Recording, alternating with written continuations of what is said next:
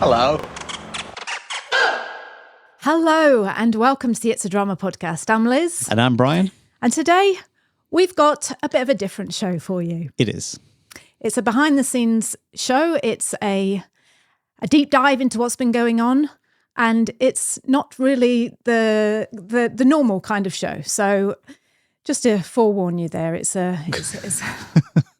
It is. It's not going to be as funny as what we normally are. And so it's just a bit of a, like you say, a different show. But we just need to put you in place of where we are. Not so much put you in place, but just, hey, fill you in. You're our listeners. Yes, and bring you up to date. The reason I'm sharing this podcast is because this is a podcast. The It's a Drama podcast is a podcast about a couple, me and Bri, with two kids who travel the world. They make money online. They are married, and they spend every week documenting this on a podcast in the hope to inspire and entertain and maybe educate a little bit here and there. It's just about, this whole podcast is about navigating life. I'm 52, Brian is 60. Old fart. And it's about sharing everything that comes with that. Like, you know, we've got a 22-year-old and a 19-year-old, and anyone who's been following this podcast for a while will know that it's just about documenting the life there, just what we're all going through. This is also a comedy podcast, and I have to warn you that today's episode is maybe Bri there, you're gonna bring it up a little bit, Bri, lift the tone a little bit. I always try to, but your laughing cheeks out. all I've got to do is listen to what you've got to say, Liz, and see if there's a moment there. A moment that you can just have a little bit of fun. Because we see the humour in everything. We try and see the humour in everything, and that's what this podcast is about. It's about the lifting of life. It's the only thing that keeps you going. You've got to get that chuckle muckle. There you go. I like a chuckle muckle. I like a chuckle muckle. There's nothing better than laying in bed at night and feeling your chuckle muckle. Chuckle muckle. Yeah, that's it. Is it there? Yeah, it is. It's shrinking. It's a little bit small now, but it's still there. That's it. This podcast is also about transparency. It's also about honesty and realness. And that is the one thing that I want to say pride myself on, that I've always tried to be so real with you and honest and upfront and everything like that. So it would be wrong of me not to share what is going on in our life at the moment. It doesn't feel right. It feels bloody difficult to do it. I can tell you that. And it probably would be a lot easier to just think, do you know what? Let's not even go there and let's not discuss this. But what would that mean? You know, as what we promote and what we represent, it wouldn't be right. So we thought it was only right to come on this week and share the struggles and the lows, as well as you seeing all the highs. And, you know, you see this couple that go off traveling the world with their kids, and then you might see us going to Europe for 6 months, and, you know, we're house sitting in Napier. Yeah, house sitting, and it's all bloody wonderful. And it's just, you have been with us from the start, and you deserve to know everything that's going on, as well as all those wonderful, fantastic things that are happening. So here we go. You know, I've put off making this podcast episode for the last 2 weeks, and because I haven't been brave enough, I haven't been strong enough to do it, and I'm warning you, there might be some tears, but yeah, we're just gonna jump in and tell you what's been going on. So regular listeners of this show will know that we went house sitting in Napier for 5 weeks. We are huge house sitting fans. We promote it massively. Anyone who asks us, we're like, yeah, house sitting is the best thing, and it is. And we found this wonderful little house sit on the east coast of the North Island of New Zealand in Napier, where we decided to go and have a break and take 5 weeks. Regular listeners to this show will also know, because we made a few podcasts while we were in Napier, that we just dropped hints here and there about things that were just not going according to plan. And it was bloody cold, that house, wasn't it? It was. It was a freezing cold house. That's Bri's biggest gripe. Yeah. And as a result, 10 days ago, or I can't even remember the days, last week ago, we left that house sit a week early. something that we've never ever done before in the 5 years of house sitting. We've never let people down. We've never come home early. But this time we had to return home a week early. And in just a while later on in the show, I'm going to tell you why we did. But first of all, I feel as if I need to introduce you to someone that I never talk about on this show. Although she has been on the show once. She has. Yes. She has been on the show once. And that's my mum. And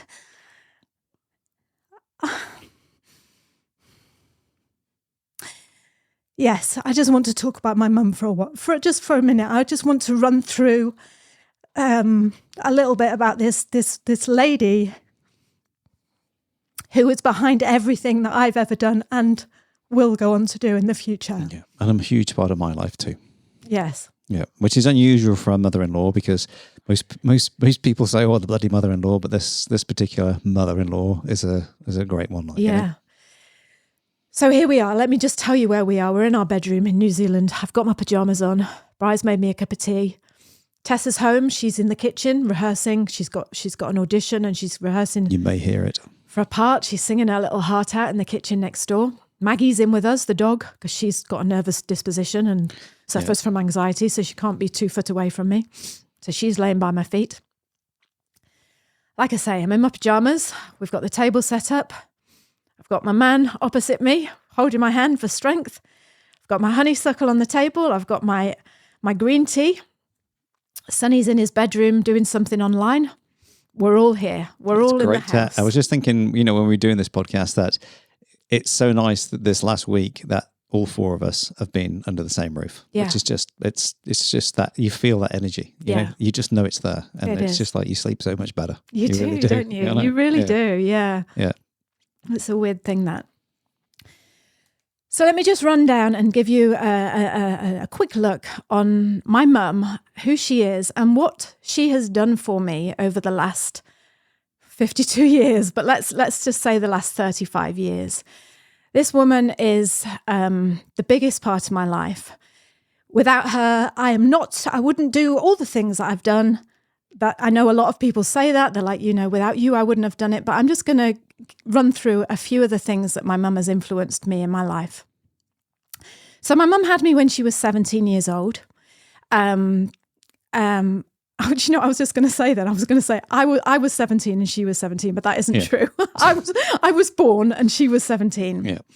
I've got a brother and a sister, and she had my younger sister, my little sister, when she was 22. So very young mum. Her marriage to my dad was a rocky one, and when I was 18, they got divorced. And then 5 years later, my mum met another man called Kev, and they've been together ever since. So that's my mum, and that was who she is. To sum up the last 35 years with my mum and how she's given me the strength that she's given me, this is what it's looked like. She is the most positive, optimistic, determined, strong woman that you will ever meet in your life. When I was 28, I wanted to buy a cafe with Bri, move away from our hometown, and live in the city of Bath. Having never done anything like this before, my mum was there behind me saying, "Do it. I'll come and work for you. I'll come and help you run it. I'll be there if you need any help. Just do it, Liz. Just do it." So I did. And like she said, she was always there. She got on a train. She lived in Portsmouth, which is a 2-hour drive away from where we train ride. A train ride, yeah, and it was a really slow. It wasn't like a proper intercity train as they called it. It was one of those branch line trains, wasn't it? Like, like 3 carriages coming all the way from, sort of like a commuter train. Yeah, coming all the way from Portsmouth to Bath. And every day she would get on this train at 6 o'clock in the morning, and she'd take the 2-hour train ride to our cafe in Bath, so she could work with me and Bri and run the cafe with us and just be there to support us. Yeah, I think she was a bit sneaky though. She used to leave before we closed and not help clean up because she had a 2-hour train ride back. She got out of all the hard stuff. She about 7 o'clock. Yeah, and to be honest, I think she only worked there so she could eat all the cakes, to be honest. Yeah. When I was 38, me and my sister emigrated to New Zealand. My sister emigrated to New Zealand, and my mum and I and Tess went out to visit her for a 3-week trip. And we went out there, and I fell in love with New Zealand, and so did Mum. And my mum said to me, we had that conversation that you have when you go somewhere far, far away, and you're like, God, imagine what it'd be like to live here. And my mum said, Lizzie, you need to move here. You need to raise your family here. I mean, this is coming from a woman that had my brother in England, with all her grandchildren, and my family were in England. And she could see that I loved New Zealand so much that she just said, you need to leave me and everything you know, and you need to emigrate to New Zealand. And I was like, no, because I'm not leaving you. And she's like, no, do it, because I can make it work. Like, I'll come and see you for 6 months, or I'll live out there and then come back to England for 6 months. I'll never, I'll always be here for you. Just do it. Just do what you want to do. Just do what is best for your family.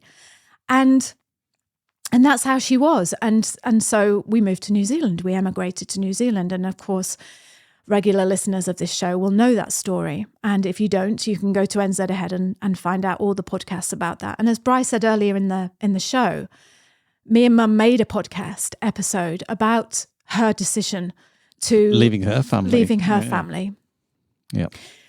When I moved to New Zealand, I'd been here 2 years, and I had this long dream that I'd always held about homeschooling my children, but I was so insecure and so doubtful because I wasn't a teacher and I didn't know anything about homeschooling, or I just thought it was for weirdos, like devout religious people or hippies or whatever.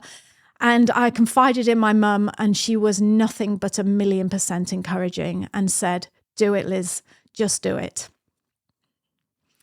Which I did. Which you did. And thank goodness you did do that, because, as so many people now are starting to realise how good that homeschooling is for kids. I know. I was ahead of my time there, we were 10 years ahead.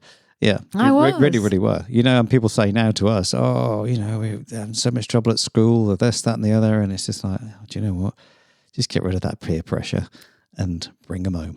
But it's very easy to say bring them home when you haven't got the support of family, because I meet so many people, again, not digressing here, but meet so many people who want to homeschool, and their parents are saying to them, or their grandparents or their aunt are saying, you'll fail. Yeah, how dare you do that? Yeah, you're letting your kids down by doing this. Well, my mum was the opposite. My mum was just, do it. You're going to succeed. You want to do it. Homeschooling.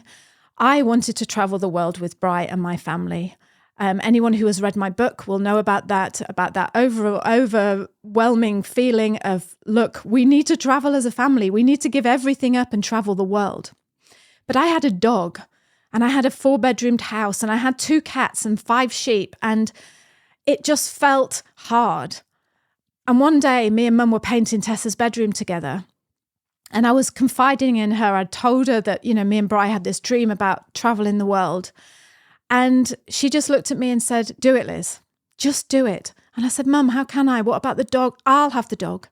I'll look after your house. I'll rent it out, and I'll be here in case there's any problems. You just go and travel the world with your family. This is what you want to do. Just do it. And so I did. And so we did. Yeah, we did. Yeah. And it was the best thing in the world. Yeah. And that woman was back at home holding, just holding the fort. There you go, holding the fort. Yep. Nothing but positivity. Every time I phoned her, nothing but positivity. When I came home, I said I'd started my blog then, and I was putting out little bits and pieces online, and, just dipping my toes in the waters of podcasting and writing and blogging. And my mum sent me a message once. I wrote something and I put it on Facebook, and she sent me a message, and the message said, Liz, whatever it is you're thinking of doing in life, unless it is writing and creating, don't do it. This is what you were born to do. You are a storyteller, you are a writer, you are these things, this creative. Just do what you were born to do, Liz. And that is when I went on and thought, I'm going to write a book.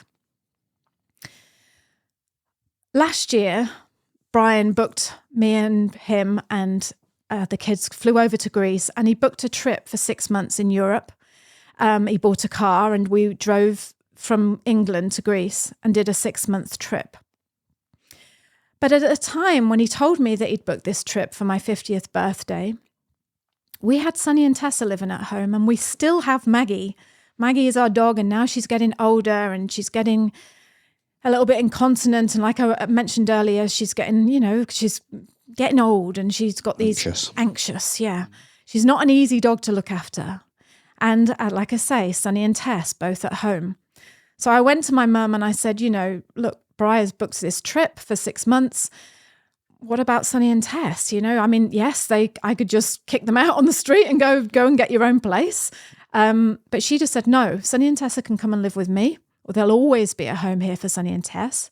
I will take Maggie. I will take Pandora, your cat.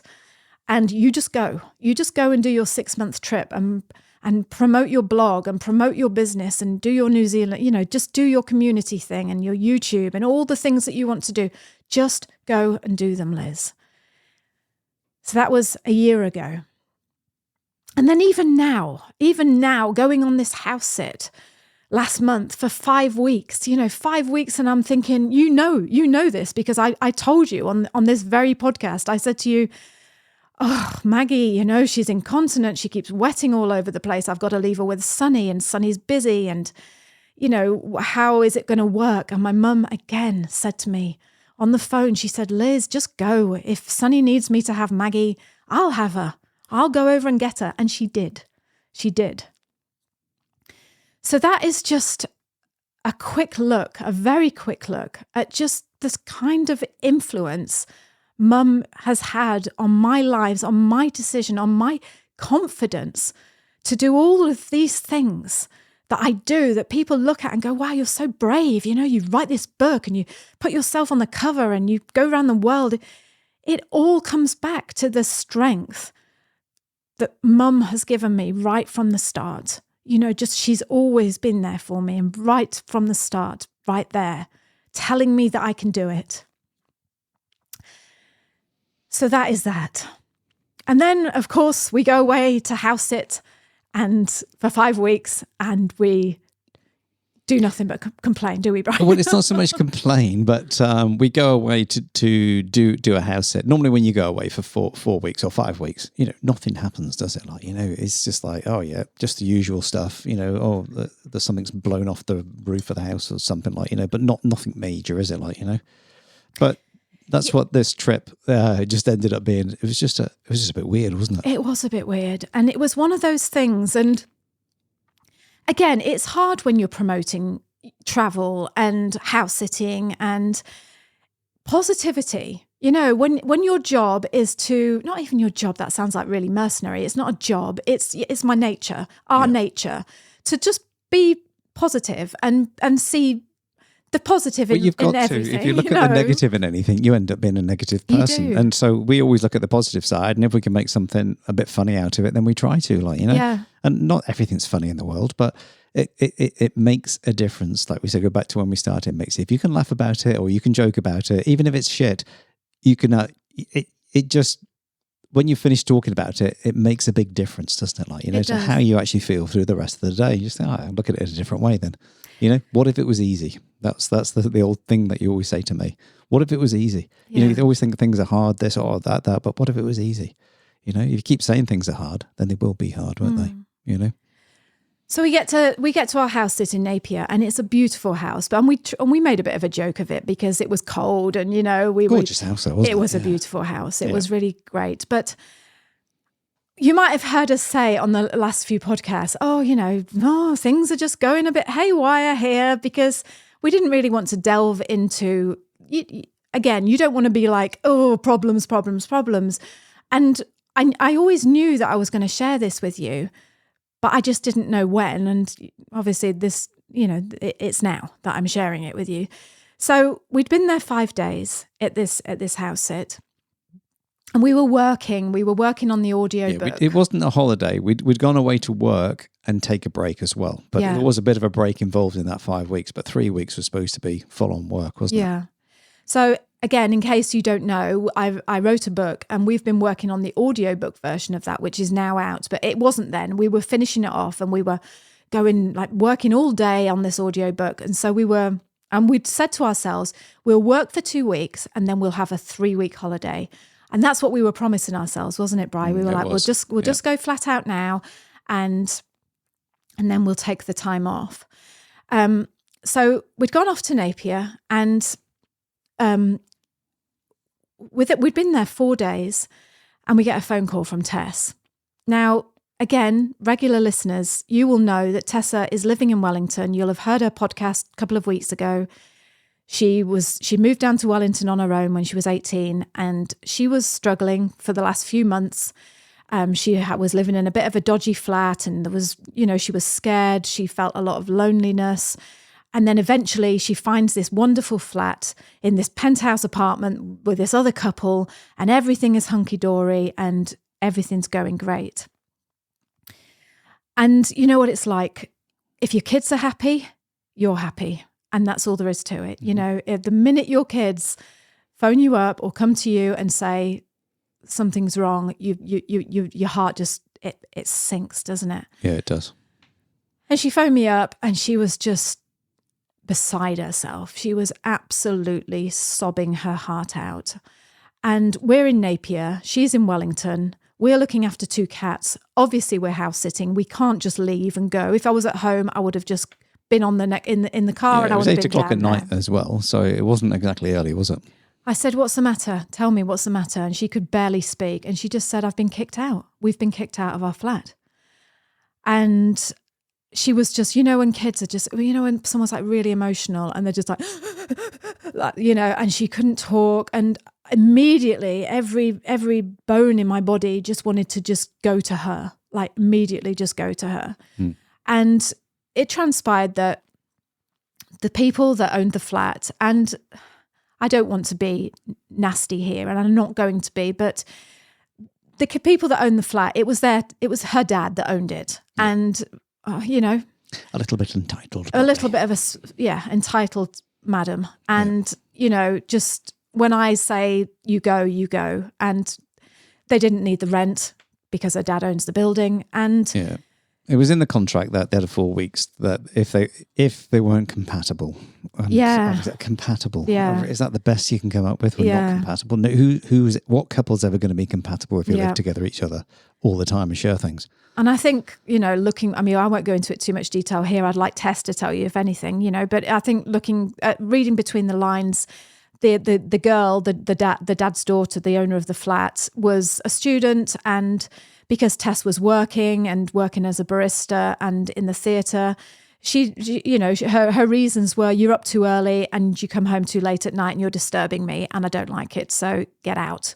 In so many words. Not but Tessa was just like, what do I do? I've got nowhere to go. I don't know. I've got nothing. I can't.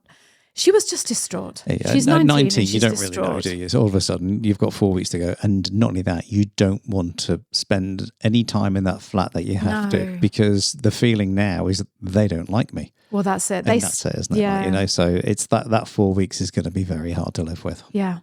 And they said to her, we know you've got 4 weeks notice, but we'd rather you just went as soon as possible. So, saying that to someone is just like you say. The quicker the better. Yeah, it's just flipping, it's just awful. And anyway, so she phones up and we're in this house sit and it's, like I say, if you're at home, you'd either go to her or you'd say, come home.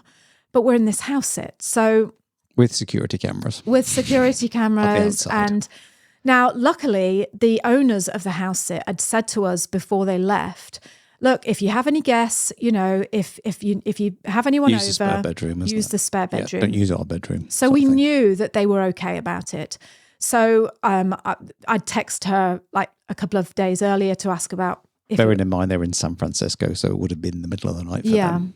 Yeah. And she'd okayed my sister staying for a night. And so I just said to Tess, just come here. So she came to the house sit and she stayed with us for three or four nights. Yeah. Absolutely distraught while she was there, while she was with us. So we're trying to just calm her down, try and find flats for her, try and work a way around it, try and really all I wanted to say, Bri, I'll be honest, all I wanted to say is just come home. I know. Just give up all it's easier, this isn't it? and just come home. But again, going back to my mum and my mum's influence, it's always been that, no, you can make it work. You can be positive. You can just do it. You can do it. So I was trying to keep it, we were both trying to keep everything positive for her. So that was that. And she came for 3 weekends because she came every weekend. Basically. She couldn't bear to be alone. It's again that 4 week period.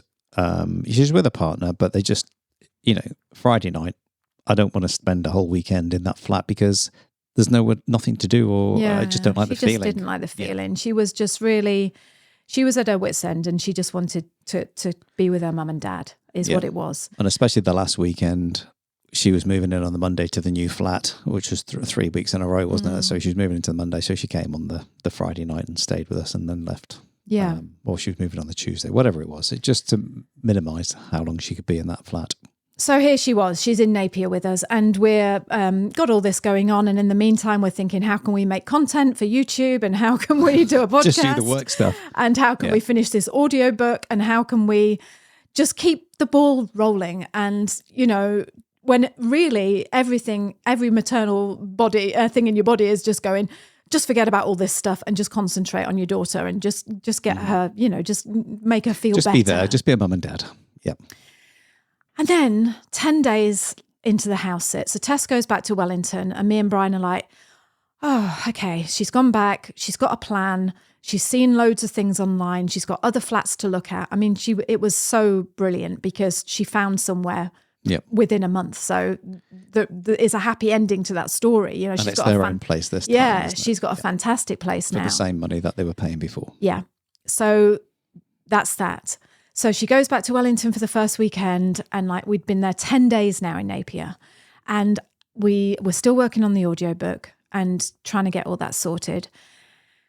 And then I get a phone call from Sunny, and Sunny is so strong and independent and just so no trouble whatsoever. Just a great young man. He's a great young man is what Sunny is. And he is in a show at the moment.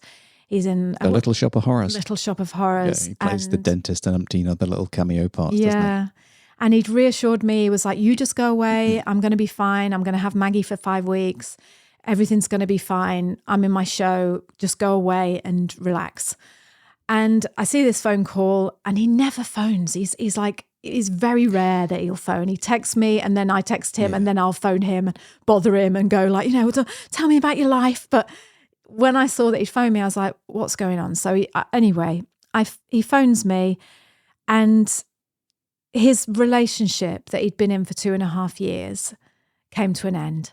And he split up with his girlfriend, and he was just, as you would imagine, just distraught. It was just a little bit lost and distraught. It was it turned into a long distance relationship, hadn't it? But I think, the writing's on the wall with long distance relationships sometimes, isn't it? Like, you try and try, but then, was it loneliness makes the heart wonder or whatever it is? I don't really know what it is. But. So right now then, we're in Napier, and I've got my daughter down in Wellington crying because she hasn't got anywhere to live, and then Sonny split up with his girlfriend.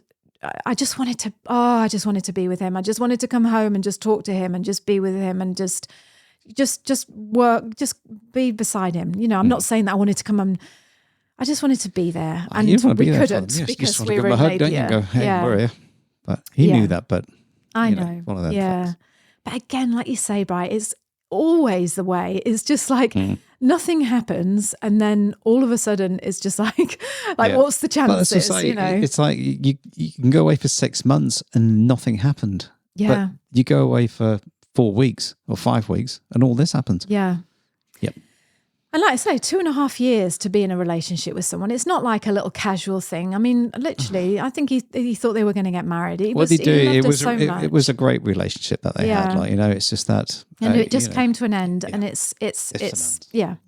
And again, I know that the person listening, you listening to this, will understand this. Like I say, when you see young people, whether it's your kids, going through that, it's just like you your heart just wants to be with them, and it's just, you feel torn, don't you? And anyway, so that was that. And then, so now we're 3 weeks into the into the Napier thing.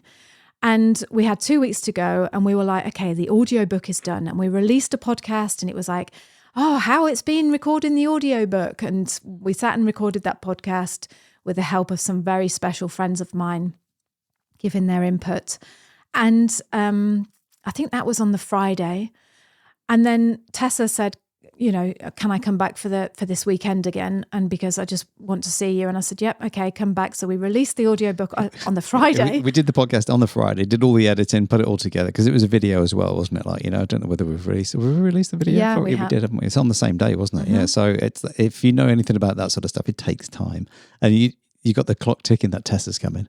A place that's got quite slow internet as well for uploading. So it was just all like, what's going on? Yeah. And in the meantime now, I'm just texting mum and phoning mum and telling her about Tess and telling her about Sunny and telling her about the audiobook. And she's just like, just like she always does and she always has done, is just, oh, it'll be all right. You know, just tell, I'll go round and see Sunny. And she took him round a curry, and, you know, she went and got Maggie and just took Maggie home. This was earlier on, wasn't it? Yeah. So it was being overlooked by my mum. Mm-hmm. And then on the Saturday morning, I can't remember now, it was either the Friday or the Saturday, whatever day it was, my mum, so what had happened is 6 weeks, my mum has always suffered from a bad back. When she was pregnant with my sister, she slipped on a step and chipped the base of her spine when she was 8 months pregnant. And the doctor or someone told her, you know, you'll probably get problems with this later on down the line. You know, it'll come back to bite you, basically. And she always has. She's always had a bit of a bad back. Anyway, just rewind the story a little bit. About 10 weeks ago, she went over to my sister's. My sister's renovating her house, and she was doing some work, I don't know, pulling some wire through or holding some bricks. I don't know what she was doing. Something that... Just helping out. Yeah. And she either twisted or pulled too hard, and she twisted her back. So she was in like really bad pain. She said to me, oh God, I've done something to my back and it's really aching, and, you know, I'm going to go to the doctors. So 10 weeks ago, she went to the doctors, and the doctor said, you've twisted a muscle, go and have some acupuncture. So off she goes, and she has the acupuncture for 6 weeks. It doesn't do anything. She still feels the pain. And she said, you know, oh, it's just getting on my mum being my mum, she said, it's just getting on my nerves, this back, like, you know, it's really getting me down now. But I'll keep taking my painkillers, and I'll keep massaging it and all the rest of it. And I'll hopefully it will go. So that's where I thought she was. Like, you know, she's got this annoying thing on her back that's twisted because she went to Gisborne to do all this stuff. And that's that. Mm-hmm. It will be fine. You've always had a bad back. Ever since I've been born, you've complained of a bad back. You know, my back's aching. A couple of weeks will be okay. It's nothing. Couple of weeks, it will be okay. Anyway, she phones me on the Saturday. Me and Brian were having a coffee, and she phones me up on the Saturday morning. And she'd had a haircut the day before, hadn't she? Yeah, I'd paid for her to have her hair cut. She'd gone and had her hair dyed and cut and everything. She said she'd slipped on the pavement or something. That's right. Yeah. And while she was going to the hairdressers, she slipped off the step and jarred her back. Yeah. Or jarred her hip. Jarred her hip or something, yeah. And then she phoned me up on the Saturday, and I said, are you okay? And she said, no, I'm not. And for my mum to say that, when I say to my mum, are you okay? And she says, no, it's like, what? What do you mean, no? Like, I'd never hear those words ever. And she said, no, she said, I've done something to my hip. She said, I can't feel my legs. She said, my legs have just gone numb, or one leg had gone numb. And I said, well, that's not right. And she said, no, I know. She said, I phoned the doctors. She said, but they can't see me for 2 weeks. She said, so you know, I literally can't feel my legs. She said, so I'm going to go to the hospital. I'm going to go to A&E. And I said, oh God, yeah, definitely, Mum. Yeah, go and see them. Because obviously if you can't get seen by a doctor, you go up to A&E. It's free here in New Zealand. You know, just go and get it sorted. Yeah. I said, how's your back? And she said, no, my back's fine. She said, that's calmed down now. She said, I think that massage that I had, the acupuncture, I think that's fine now. No, now it's just my leg. So off she goes to the hospital on the Saturday.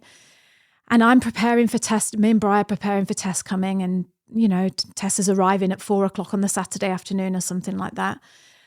And we just get the house tidied and just do our bits and pieces and just check to see how the YouTube video is doing. And, you know, we pack all our things away and we're like, okay, we've done the audiobook now. That's all released.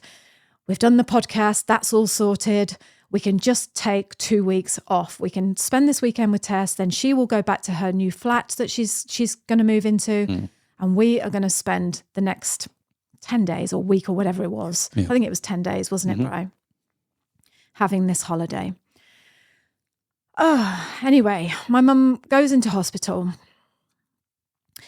where they keep her for 3 nights. So while she's in there, I'm constantly messaging her backwards and forwards. You okay? And she's like, no, I don't know. They're just doing tests. They're saying they want to look at my legs. They're saying they want an X-ray. They're saying they want a CT scan. They're saying they want an MMR scan.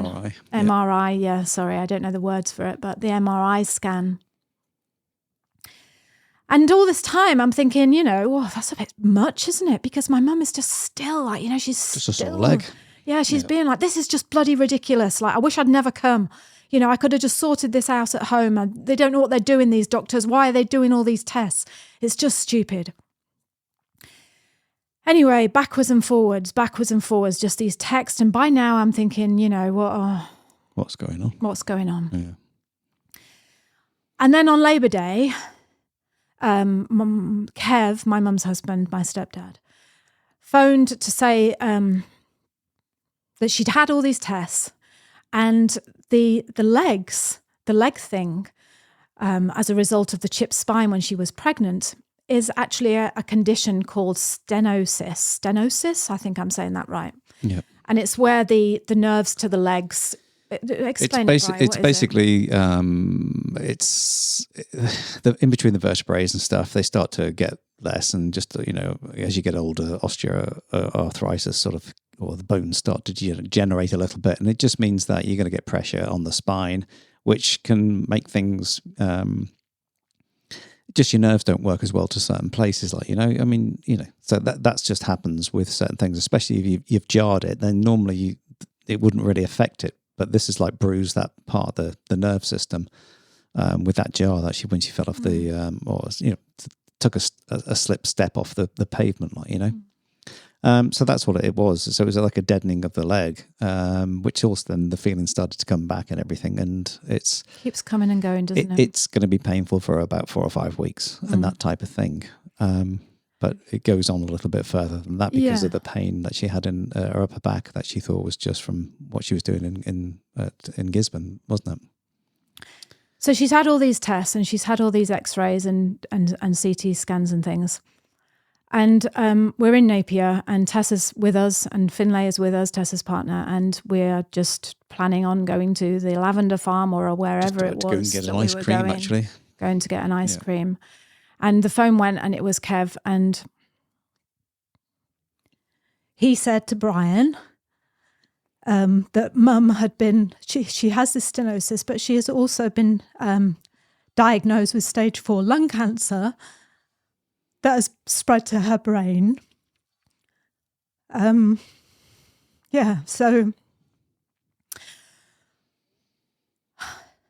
it was, God, this is hard. Yeah, it was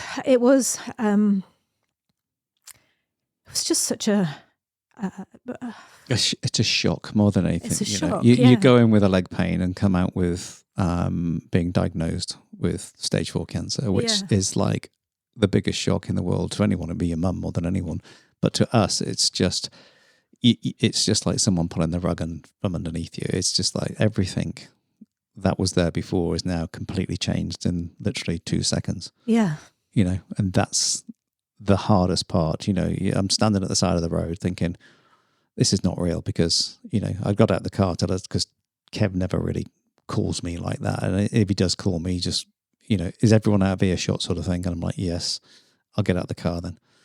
And, you know, you're just trying to take it on board as it's happening and thinking, okay. It all starts, the dots all start to join together. I think that's why you've kept her in for so long. And that's because obviously whatever they saw in the x-rays, they wanted a CT scan, and then whatever they saw in the CT scan needs an MRI. And then, Yes, and when you get the MRI, which is a 3D printed version of yourself, almost, or mapping of yourself, you can see this cancer and everything that's in there. Yeah. So we are in Napier, and the hardest thing I think the thing that I've always had is that whenever anything bad happens, and luckily I'm a very, very lucky person that bad things have been not happening to me, and it's just, but when anything ever has happened in our life, I've always tried to protect the kids from it and just try to just deal with it in my own way. And Tess was there, and when Brian told me, and yeah, it was just, it was the worst thing and it was the best thing, because to have your family around you at that time, just some of your family, obviously Sonny wasn't with me, but to have Brian and Tess and us all together was very helpful and just strengthening, and just to feel that around me. Anyway, we contacted the owners of the house and said, we're leaving, we have to go. And they said, of course, just can you take the cats to a cattery? And we did. And to be honest, I can't really remember this. There was only 4 days left of the stay, just over 4 days. 5 days. 5 days, sorry. Yeah, they had 4 days left of the holiday. Yeah. So, but we just were desperate to get back. And so, yeah, it was the way forward. I mean, luckily they'd had a plan in place if anything ever went wrong, that they had a cattery to go to. And so I just phoned them up and sorted all that out. Yeah.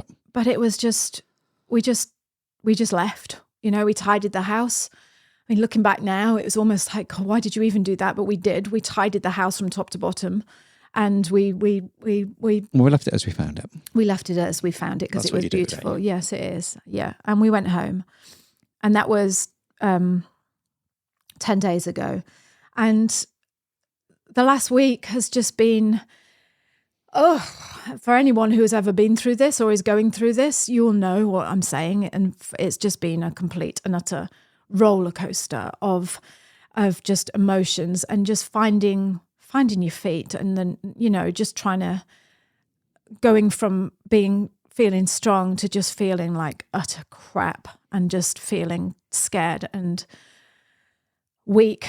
And but the thing is, Liz, I mean, you say about feeling weak and stuff. You're the oldest person in the family with the siblings, the kids. So your brother is over in England. Your sister's on the other coast, an 8 or 9 hour drive away. So you have to take everything on, and you're now starting to arrange things and do things and sort things out. So, it's not weak. It's just all of a sudden, it's a different stage of what you've got to go through, isn't it? Do you know what when I say weak? Do you know why I say weak? Go on. Because when I feel like I need some help, yep. It's always my mum that gives me that, I know. Yeah. She was the one that was like, and she still is. I mean, she's just to let you know, I mean, she is determined to beat this, Yeah, exactly. I mean, her strength now is incredible. But yeah, when you're used to it being your mum who goes, come on, you can do it. You'll be all right. Keep going. And, and then you're doing it for your mum. You're like, well, where is it? And I thank God that I've got you, and I've got all my family, and I've got all my community around me. Yep. That we have built over the time, and the people that we have, you who is listening to this now, I thank you from the bottom of my heart, because to be able to sit here on this podcast now and just talk like this and know that you're listening to it and giving me an ear to listen to giving me that space, I couldn't recommend it highly enough. It's just, it's a really, really wonderful, therapeutic thing to be able to do. Yeah, and hopefully this will help someone in the same position. That's why we do that type of thing, is what we're talking about. Yeah. And before I go, I just want to share one more thing with you as well before we go, because that's it. That's all is up to date now. You know where we are. You know why. If I've been quiet on comments and emails and things like that, you know why, because this is what's been happening. And I'm just so, like I say, I'm so grateful that I can sit here and do this with you, Bri, and just chat about it. Mum she's had her what's it called? Biopsy, and they're going to let her know in a couple of weeks what the results of that is. I don't exactly know what that means, but I think it's just to know that it is a cancerous tumor. That's what that's for. Just 100%. It could be a benign tumor, like, you know, so you don't know. But if it's, you know, it's either way. So in the meantime, she has got this massively positive attitude of like, I have got these people around me. She's got advice from, professionals around her that she's taking. She's got a plan moving forward, and we are 100% behind her on that plan. And she's just, again, she is astounding. She blows me away with her absolute strength and determination and her confidence that things are going to be okay. You know, this will be okay. But I just wanted to share this with you because about 3 days ago, she phoned me. And you know what it's like when things like this happen. You have not highs, but you feel strong and you're like, yeah, we're going to do this. This is going to be fine. You know, we're on this together. And then you can just be squeezing a lemon in the kitchen and all of a sudden you start crying your eyes out. Yep. Because the lemon reminds me of my mum. Yeah, because from her tree. Because she's got a lemon tree, so therefore I must cry because this lemon reminds me. I told my mum that. She's like, oh, thanks a lot. So when you see a lemon, you think of me. All right, lemon. Yeah, exactly. And I'm like, no, not really, but you know. But yeah, so I'm having highs and I'm having real lows. But through this, laughter is the medicine for me. Laughter is what is going to make me stronger. And so I am determined to keep this going with the podcast and just what is happening. Of course, I'm going to be mentioning it because it would be wrong not to. But my mum has always been the sort of person that sees the fun and the laughter in everything. That's where I get my humor from. That's where I've inherited that from her. She comes from a family who laugh in the face of bloody really bad things. They laugh at everything, you know, and it's given me my wicked sense of humor. Anyway, she phoned me up the other day and she said, I've got to ask you something. And you're not going to like it. It's going to be very uncomfortable. And I just thought, oh my God, she's going to ask me what colour coffin she wants or something like that. Nice. Do you know what I mean? Yeah, but that's what I thought, Brian. I thought, please, no. Don't be telling me where you want your ashes scattered. I'm not up to that. And she said, I want to ask you something. Get ready because this is going to be uncomfortable for you. And I just said, go on, Mum. I just took a really deep breath. And she said, would you consider doing a podcast with me, documenting this whole journey? Yeah. Oh, and I was like, wow, really? Is that not, oh, really? Yes, of course I would. Of course you would, yeah. Of course I would. I think I can do it. Yep. So that would be a whole different thing. That would be nothing to do with this podcast, but that would be something that my mum wants to do to help other people because she said to me, and I totally and utterly agree with her when she says this. She said, when I first found out, and the same with us, wasn't it, Bri? Yeah. You first find out something like this. What's the first thing you do? You're Googling, trying to find a podcast where someone else has gone through this, trying to find online what it means. What does stage 4 cancer mean? Like, you know, what do I say to a person that's got cancer? Yeah. How does a person survive when their mum's got cancer? All these things that you're Googling and trying to find out. She wants to be the help that she needed. Yeah. And I am 100% behind her with that. Mm-hmm. So whether we do and we do it and whether we release those podcasts, I don't know if we will. You know, like I say, it will be a completely different show. Yeah. But I just wanted to tell you that because if you are out there and you are going through the same thing, please know that I am with you and my mum's with you. And, you know, it's just, we're here. We're here. And the last thing I wanted to say, and I'm sorry I'm babbling. I'm babbling. No, but I'm aware that I'm talking quite fast. It's all right. People can put it on three quarters of the speed. Can you? I think you can. I think you can. We should do that with this podcast sometimes, the speed you talk. What I want to say is just talk about it to someone. Yeah. Just talk about it. Don't hold it in. Don't hold it in. Because whatever you're going through, and even if whatever that thing is, you know, that you're going through and you need someone, just find someone to talk to. if you're lucky enough to just have that person that you can just call, because it's so easy at times like this to just think, I don't want to bother people. They don't want to hear this. It's depressing. They don't want their day bringing down. Just know that people are there for you. But that's the thing. Even, you know what, sometimes, like you say, it's amazing when you put a microphone in front of someone or yourself and you talk. You can do it on your phone these days. Just no one needs to hear it, but you just talk and talk into it as if you're talking to someone. Because sometimes it needs to come out your mouth and not stay in your head. Mm. And that's the thing, isn't it? Like, because it can help enormously if you just talk. Yeah. No one has to hear it, but just press record on your phone.